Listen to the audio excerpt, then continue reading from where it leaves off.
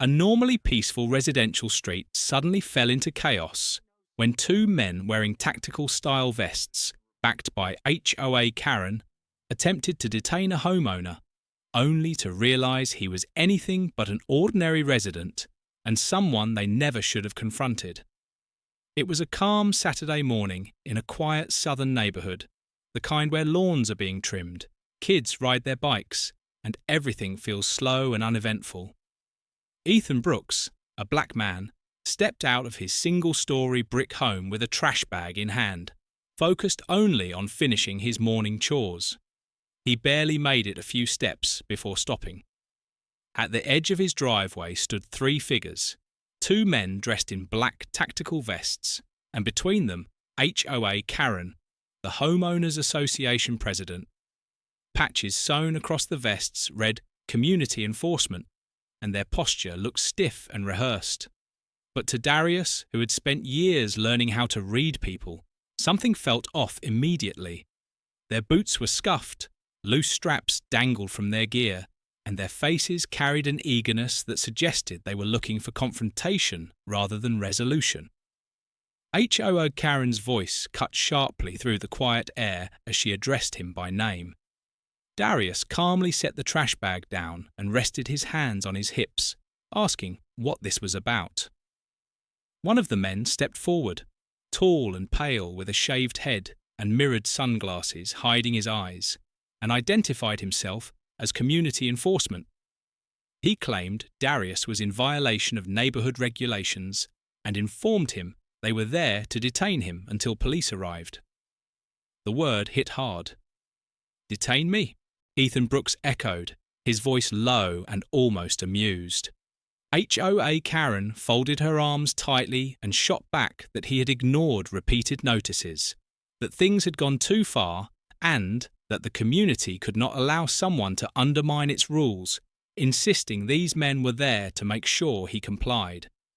Ethan's eyes moved from her to the two so-called enforcers, his tone calm but edged with steel as he asked what the actual charges were. The shorter man, broad-shouldered with a scruffy beard, pulled a folded sheet from his vest and rattled off property violations, failure to comply with HOA orders, unauthorised driveway modifications, loud gatherings, and more. Ethan nearly laughed, asking if they really believed that gave them the right to walk onto his property and detain him. The taller man's jaw tightened as he warned Ethan he could come peacefully, or they would make it harder. For a moment, the air seemed to lock in place as curtains shifted in nearby homes, and neighbours watched, phones likely already recording.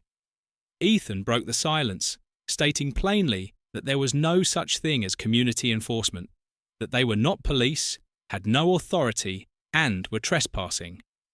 HOA Karen's face flushed as she snapped back about real complaints and refusing to let the neighbourhood fall apart because of him.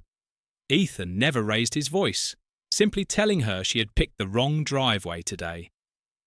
The tall man stepped closer, boots scraping concrete, warning Ethan not to make this difficult, and claiming non-compliance gave them the right to escalate. Ethan almost smirked, pointing out they were standing on his property with no badge, no legal authority, and no understanding of how much trouble they were already in, giving them 30 seconds to back off before they regretted the stunt. HOA Karen spun on him, accusing him of thinking threats would help, listing letters, warnings, fines, and declaring that HOA existed to keep the neighbourhood safe and respectable, adding "people like you" before stopping herself abruptly. Ethan caught it immediately, eyes narrowing as he told her to be careful how she finished that thought.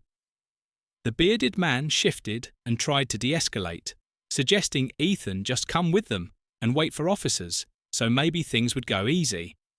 "Officers?" Ethan repeated flatly, remarking that the only so-called officers present were two clowns in knock-off vests pretending to have authority. The tall man stiffened as his partner glanced uneasily at HOA Karen, who doubled down by insisting the HOA board had authorised them and that they did not have to answer to him. Ethan chuckled softly and told her to listen to herself, pointing out that dragging in two grown men in bargain tactical gear to enforce rules was not how the law worked. The small crowd around them grew as Ethan lowered his voice toward the impostors, but kept it loud enough for the block, explaining that real authority came from training, law, and accountability, and that real police would be very interested in this performance. Doubt flickered across the tall man's face before he stepped closer, until he was inches away, threatening to restrain Ethan if he resisted. Ethan replied calmly that he had dealt with cartel enforcers less reckless than them, and told him to move back before it became something he could not walk away from, as HOA Karen tried to rally them again. "Why should everyone else follow the rules while you do whatever you want?" HOA Karen snapped, insisting there was a system and order, and that if he refused to respect it, then maybe he did not belong there. "Respect is not enforced with fake cops and threats," he replied calmly, eyes locked on her. "It is earned." And this was never about rules. It was about control. The words rolled down the block like a verdict, and several neighbours nodded in agreement. The bearded man wiped sweat from his forehead and muttered that maybe they should step back into the street, but the taller one hissed that they were not leaving. From the sidewalk, a teenager raised his phone higher and called out that he was streaming live, and thousands were already watching. The tall imposter whipped his head toward the kid and barked for him to put it down, taking a step in his direction. It was the wrong move. The homeowner reacted instantly, stepping between them, his voice turning ice cold as he warned the man not to even think about touching the kid, or it would end right there. The imposter froze. HOA Karen shouted that this was a neighbourhood matter and no one should interfere, but a woman holding a baby fired back from a porch that it looked like harassment to her. More voices joined in, questioning where these men even came from, and pointing out that you cannot arrest your neighbour over minor HOA issues. When the noise settled slightly, the homeowner spoke just loudly enough to carry, telling HOA Karen to listen to the people around her and that this was not order, but chaos she had created. She shot back defensively, accusing him and people like him of always bending rules and ignoring standards. He tilted his head, eyes narrowing as he repeated her words slowly, asking what she meant by "my kind," then calmly stated that she was confusing control with leadership and that they were not the same. Murmurs rippled through the crowd. The bearded imposter leaned toward his partner and whispered that they needed to leave, but the taller man puffed himself up, refusing, bending closer and issuing a final threat to come with them, or they would use force. The homeowner nearly laughed, asking if he really wanted to try that in front of an entire street full of witnesses with cameras rolling, inviting him to show the world exactly who he was. The tall man's eyes flicked to the glowing phones, the staring faces, the kids still streaming live as pressure closed in on him. Instead of backing down, he reached into his vest and pulled out a pair of cheap metal handcuffs, snapping them together loudly and declaring a neighbourhood arrest. Gasps swept through the crowd. The homeowner did not flinch, his voice dropping into a razor-sharp tone shaped by years of federal interrogations, as he warned that putting those cuffs on him would be a felony. Impersonation of an officer, unlawful restraint, and prison time.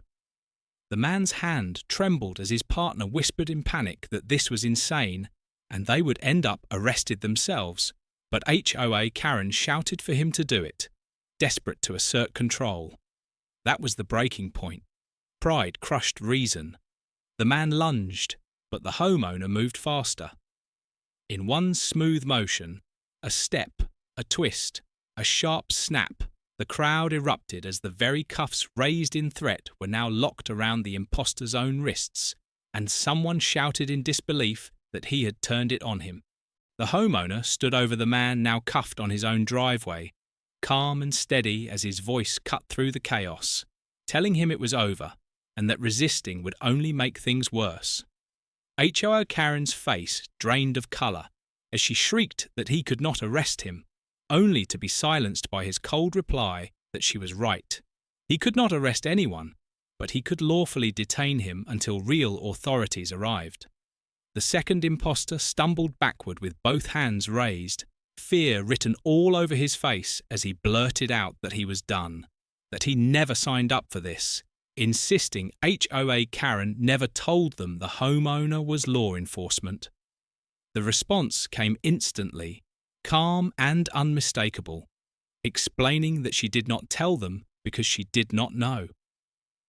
HOA Karen froze, her confidence cracking as she demanded to know what he was talking about. Without breaking control of the man on the ground, the homeowner reached into his back pocket and produced a worn leather wallet, flipping it open in one smooth motion. The gold badge flashed in the sunlight, reflected in dozens of raised phone cameras as he declared himself a special agent with the Federal Bureau of Investigation. The words hit like a shockwave, drawing gasps from the crowd and dropping the street into a heavy, stunned silence as everyone realized the man they had assumed was just another resident was federal law enforcement. His eyes never left HOA Karen as he calmly told her she had brought imposters onto his property and tried to use intimidation for control without knowing who she was dealing with. She tried to respond, but the wail of real sirens rolled down the block, blue and red lights slicing through the tension as patrol cars pulled up and officers stepped out quickly, hands near their holsters, taking in the scene of one man cuffed on the driveway, another stripping off his vest, and a neighbourhood packed with witnesses recording everything. The agent raised his badge again with deliberate calm and identified himself to the officers, explaining that the man in his custody had impersonated law enforcement, trespassed, attempted an unlawful arrest, and assaulted him in front of dozens of witnesses, all of it captured on camera. The officers exchanged a brief look and nodded as they took control, lifting the cuffed man to his feet and replacing the restraints with official ones, while the second imposter discarded his vest and promised cooperation. Attention then shifted to HOA Karen as an officer asked whether she had authorised the men to act as police. She stammered that she was only trying to maintain order, prompting the agent to cut in and state that staging a fake arrest to intimidate a neighbour was not order at all. The crowd erupted, voices calling out that everyone had seen it and that she had orchestrated the entire thing. HOA Karen screamed that she could not be arrested because she was the HOA president, but the officer responded without mercy that the title did not place her above the law. And moments later, she was escorted away under flashing lights. The self-appointed ruler of the block reduced to silence as neighbours turned their backs, shaking their heads. Her authority collapsed in front of the entire street, witnessed by everyone she once tried to control. Have you ever watched someone abuse power only to see it fall apart in public? And if you believe justice always finds those who misuse authority, hit the like button and subscribe to Karen Reacts, because power built on fear never lasts.